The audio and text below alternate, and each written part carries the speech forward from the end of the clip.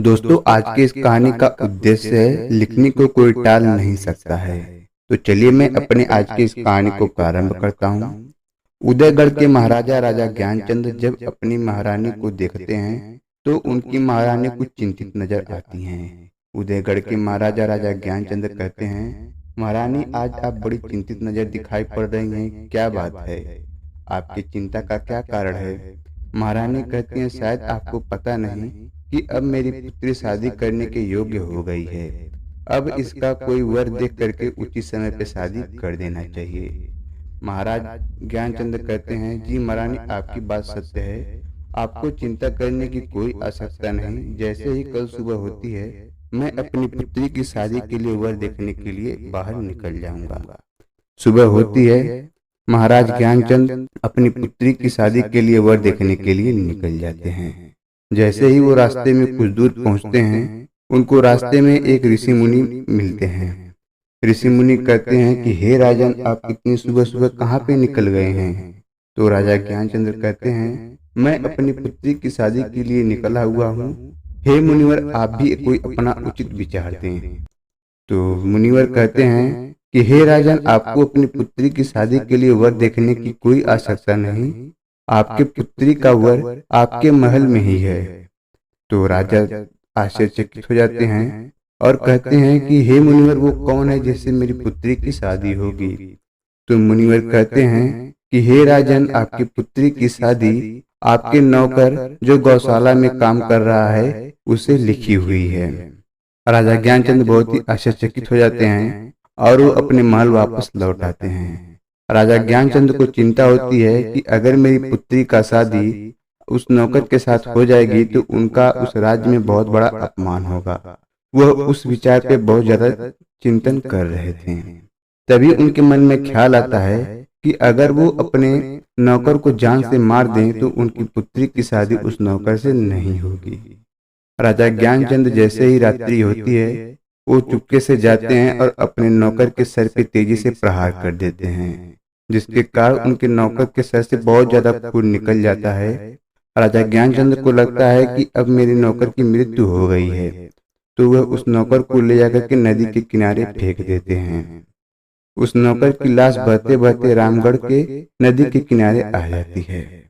उधर रामगढ़ के महाराजा राजा हरिश्चंद्र घूमने के लिए जंगल में आए हुए थे। जैसे ही वो नदी के किनारे पहुंचते हैं उनको एक लड़के की लाश दिखाई पड़ती है। वो उस लड़के की लाश को लेकर के अपने महल आते हैं तो उनको पता चलता है लड़का अभी जीवित है।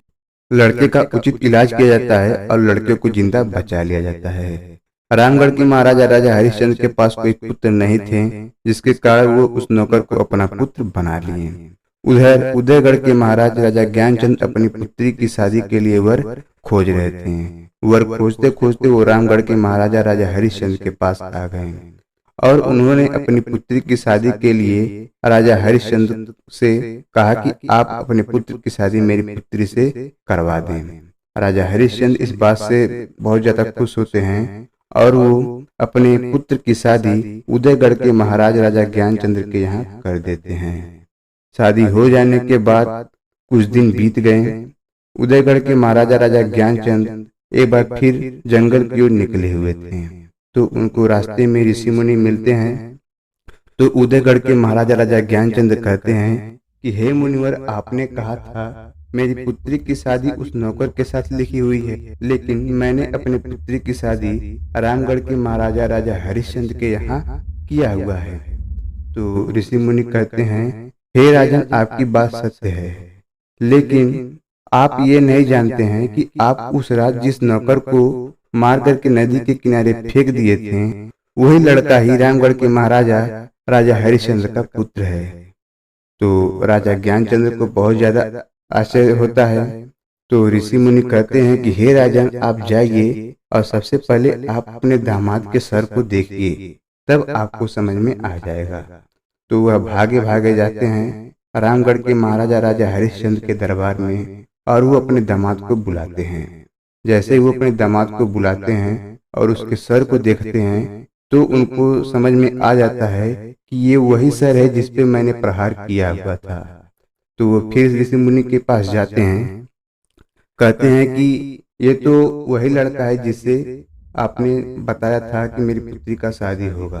तो ऋषि मुनि कहते हैं कि हे राजन, मैंने तो आपको पहले ही बता दिया था कि इस लड़के की शादी आपके नौकर के साथ ही लिखी हुई है।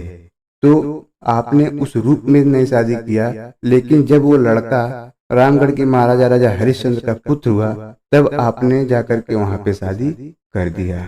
तो इस प्रकार से लिखने को कोई टाल नहीं सकता है। तो दोस्तों, इस कहानी से आपको क्या शिक्षा मिलती है, इस बारे में आप अपना सुझाव कमेंट बॉक्स में जरूर दें।